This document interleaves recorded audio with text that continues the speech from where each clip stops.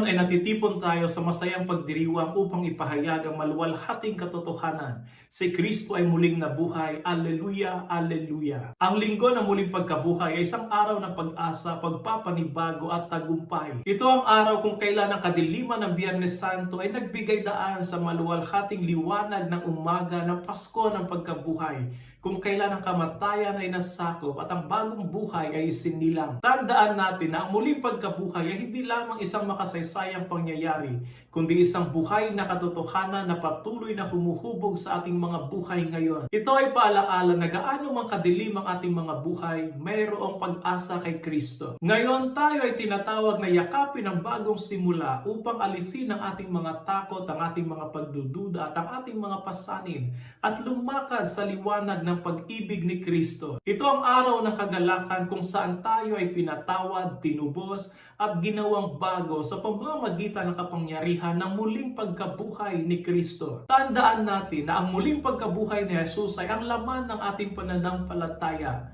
Kung hindi muling nabuhay si Jesus, ang ating pananampalataya ay walang kabuluhan. Pero salamat sa kanyang muling pagkabuhay, ang ating pananampalataya ngayon ay nagkaroon ng halaga at buhay. Si Kristo ay muling nabuhay. Alleluia, alleluia.